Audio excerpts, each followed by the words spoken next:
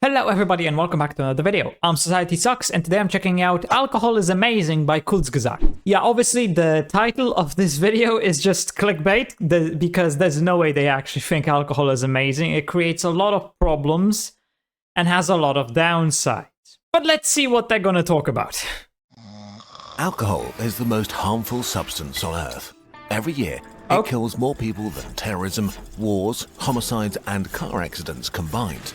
Wow. It injures tens of millions in accidents, violence and...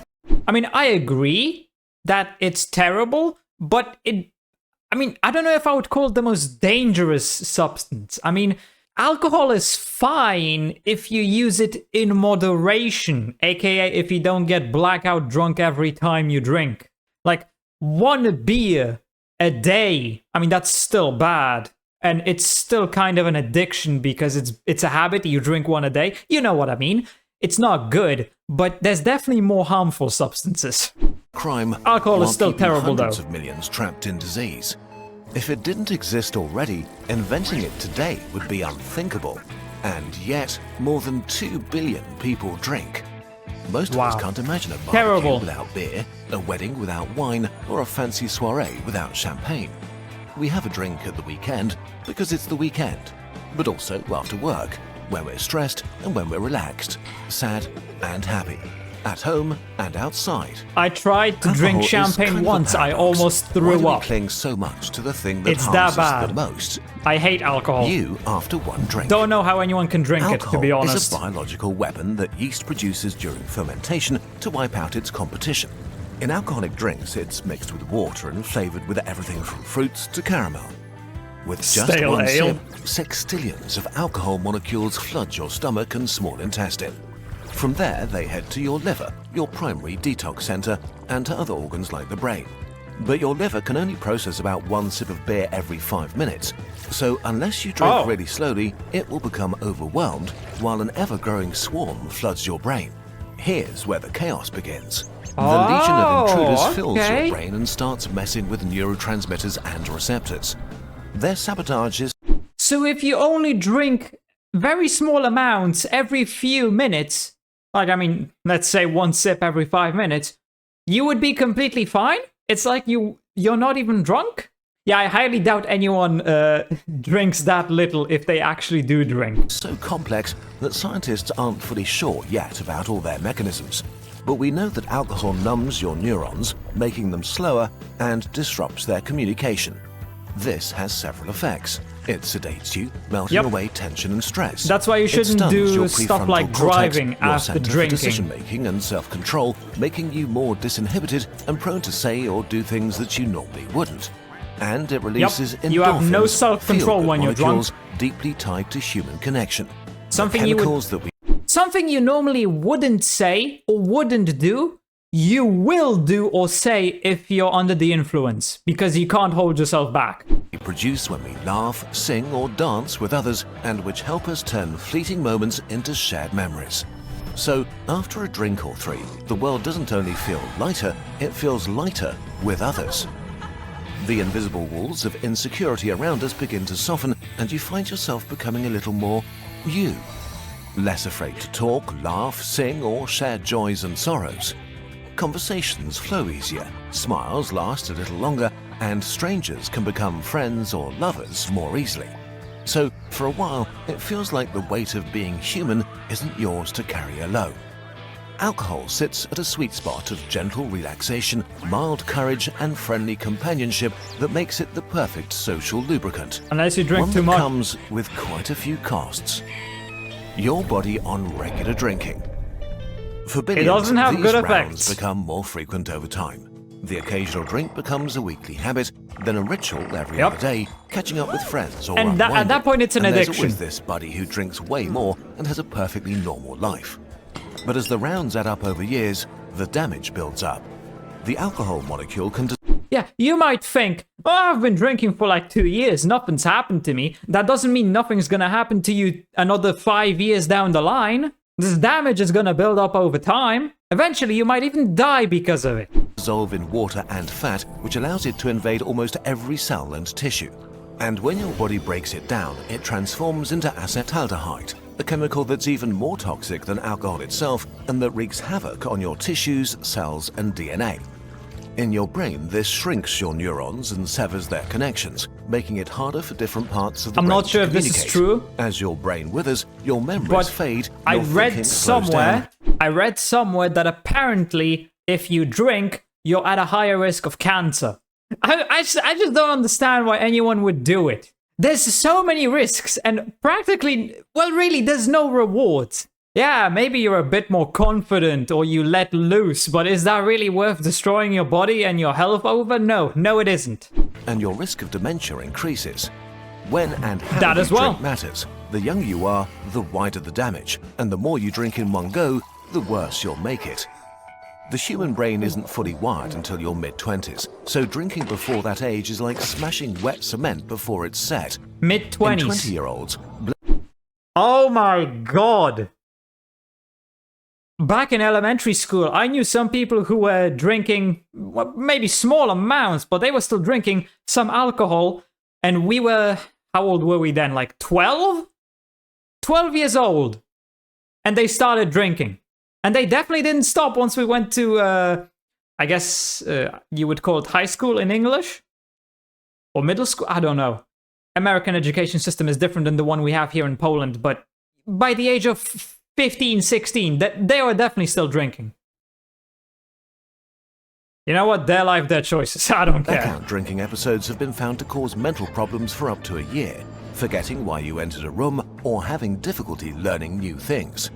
Binge drinking in late adolescence is also one of the highest risk factors for early onset dementia. Then there's cancer. Just as smoking hits your lungs, alcohol causes 8 types of cancer, basically everywhere 8? from mouth to bowel. Oh, pretty plus much. Breast Okay, cancer in women. that makes sense. Here, breast risks cancer start as at well. an average consumption of less than 1 glass of wine per day. Here, risks start at an average consumption of less than 1 glass of wine per day. Only Beyond one? that, risks increase. Worldwide, alcohol causes around 740,000 new cancer cases per year, leading to 400,000 deaths. Another victim is your liver. Alcohol disrupts fat metabolism, causing fat to build up in your liver cells. But this often has no symptoms, so you may go on drinking as your liver slowly turns to fat, swells with inflammation, and starts to fail. The final stage is cirrhosis. Your liver is full of scars and barely functioning. This might take over 10 years, but once it appears, it's largely irreversible. Every year, 600,000 people die because they have a liver destroyed by alcohol. Drinking also weakens your heart, raises blood pressure, and increases the risk of stroke and thrombosis. How people can still leading drink to another after 500,000 learning all these deaths from facts is cardiovascular beyond me. diseases every year. In terms of looks too, alcohol damages cells around your body, including your skin, which looks older sooner. And not only does alcohol contain a lot of calories itself, it also makes many people very hungry. Drinking is a huge source of weight gain and increases the risk of obesity, opening the door to a cascade of other health problems. I didn't know that. When scientists crunch these numbers, they see that health problems can start at about 1 beer a day, and that the chances of premature death start rising significantly at around 3 beers a day for men and less than 2 for women. If this and yet sounds people like a still lot to drink. you, maybe look around. In the EU, the average man drinks the equivalent of almost 3 beers a day. The average woman, almost 1. Similar figures apply to much of the world, especially the West. There's no other drug we consume that gets so close to the edge of harm. Now imagine if stuff like cocaine was legal, or cannabis, or whatever other drugs you have. Imagine how high the death numbers would be then. And yet there's people who think that legalizing it is gonna make it any better. Like, come on. Alcohol is legal and you see how many people are dying because of it. What makes you think legalizing drugs is gonna cause less problems now that they're legal? It's just fucking stupid. It isn't only your body. Alcohol is unique for another reason. Its unmatched ability to destroy others. Alcohol causes a staggering amount of accidents. The numbness and disinhibition of a few drinks can morph you into a clumsy critter eager to take really stupid risks on a balcony, at sea, or on the road. Every year, alcohol-fueled accidents kill 500,000 people. And think how many people, perfectly normal, innocent, don't drink, nothing, are killed because of some idiot who drank too much. 300,000 of them in car accidents. But more than half of the people who died in those crashes didn't drink. They just died because someone else did. I told you! Alcohol is also one of the major causes of violence, from fights in the pub to domestic abuse, brutal assaults and murder. Figures differ by country, but essentially 50% of all violent crime and sexual assault is committed by drunk offenders. Oh wow, Each as year, much as 50%? alcohol-fueled crime kills about 100,000 people. That's a city like Pisa being massacred every year by a drunk mob. And then you have all the non-lethal victims. In England alone, 500,000 adults are injured every year in accidents caused by drunk people. Another 800,000 get hurt in violent attacks by drunk offenders. Zoomed out to the rest of the drinking world, this means that every year dozens of millions are physically harmed by someone else's drinking. The most innocent bystanders are the 600,000 babies born every year with fetal alcohol spectrum disorder, a devastating lifelong condition caused by drinking during pregnancy. Alcohol is nothing short of a global catastrophe. The final toll, the hijacking of 400 million lives. I mean, what's that to say? If when you're drinking escalates to a point that it causes real harm to yourself or others, you've crossed the invisible line. I know it's not that alcoholism. simple, but An estimated 400 million people, 1 in 14 adults, are in this territory. The line is very fuzzy and varies from person to person, but if you consistently drink 8 beers per week as a woman, 15 as a man, or 5 on the same day, you've either crossed the line or are dangerously walking towards it. Of those 400 million, more than half have fallen into an even deeper trap, dependence. When alcohol... You know, looking at this video reminds me of, I think in English it would be called a prom. I didn't go to my school prom because I knew the entire thing would just be people getting shit-faced drunk, blackout drunk. And I was right. That's what it ended up being. Some people were drinking a mix of, what was it, rum and vodka? I don't even know. I remember they were saying that one guy couldn't even stand up to go to the bathroom because of how drunk he was. I just don't get what people see in alcohol, especially drinking that much. I just don't understand. There's no benefits. It does nothing good. It only harms you. I've always known alcohol was terrible for your body, so I just never drank. If someone invited me to a social gathering where I knew they would be drinking, I just didn't go because I knew they'd probably be like offering me to drink as well, and I'd rather just not deal with it. You know what? Fuck it. Fuck being friends with people if they're just gonna offer me alcohol. Fuck that. I'd rather be alone at home. Has become something that you physically or psychologically need. In Europe and the Americas, 1 in 20 adults are caught in this web. The stereotype 5%. of alcoholism is one of extremes. Wait, a homeless 5%? person Yeah, clutching a 5%. bottle, or an always drunk father shouting at his kids.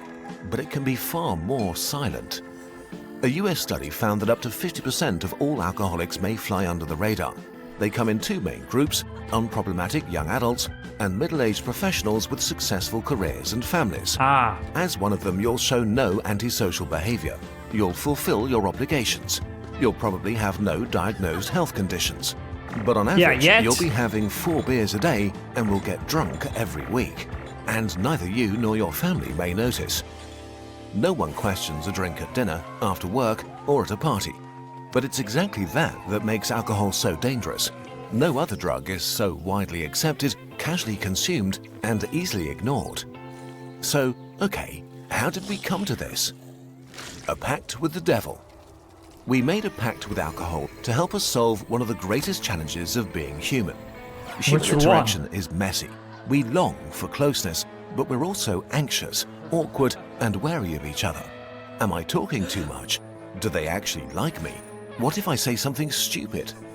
There are many ways to navigate this. Alcohol is not the solution, but it's definitely not the solution. It is a real and effortless solution to the problem of connecting with others. Using alcohol or any other substance to solve your problems. Well, you're not solving your problems. You're running away from them by taking something that will help you ignore them for a certain amount of time before you're no longer under the influence of it, and then reality comes crashing down on you. You can't use drugs or alcohol to solve your problems. You need to find a real solution to it.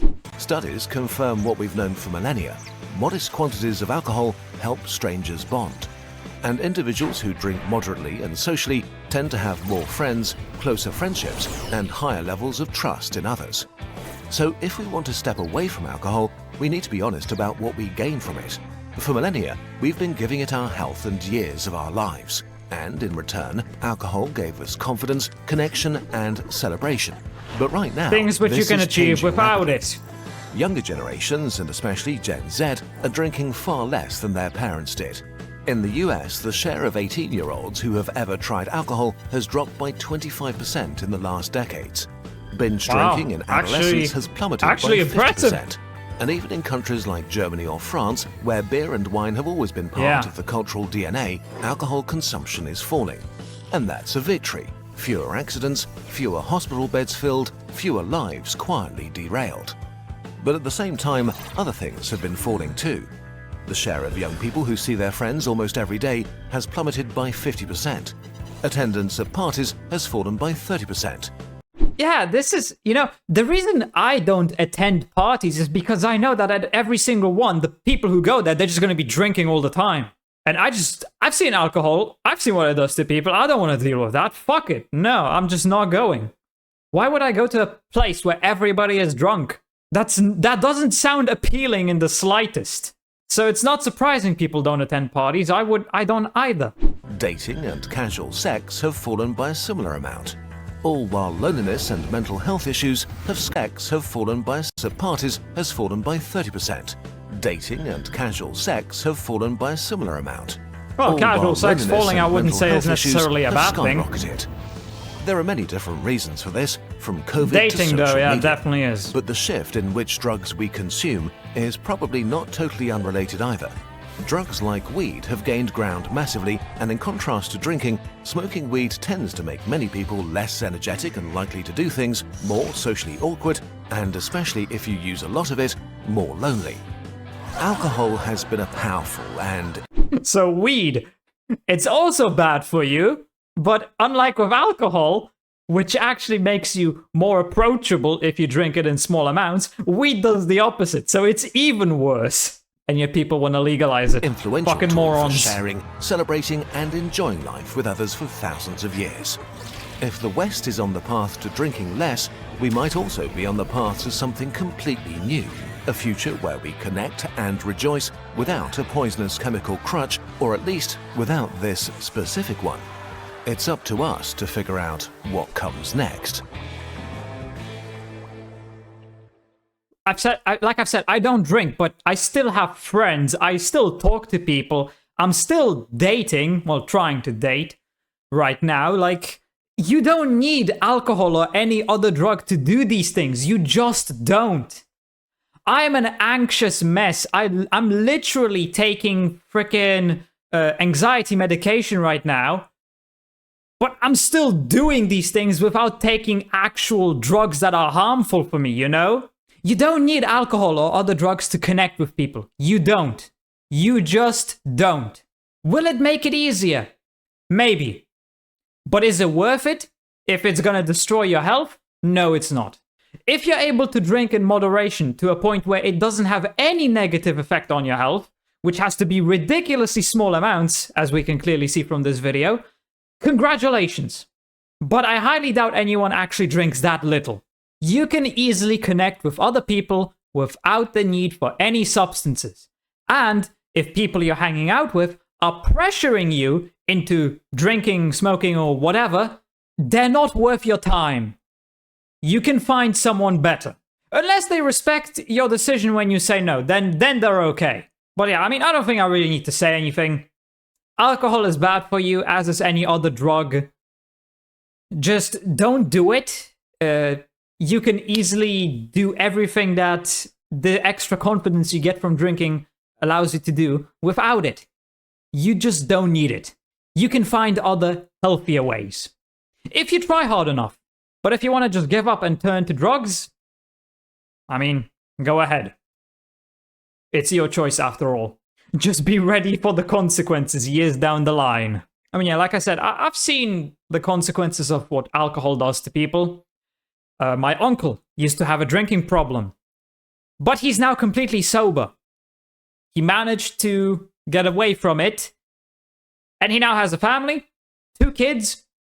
He's done well after getting off of alcohol. My dad also had a drinking problem. He still drinks, but nowhere near as much as before. He's made some progress, so not perfect, but good. You know, it's a step forward.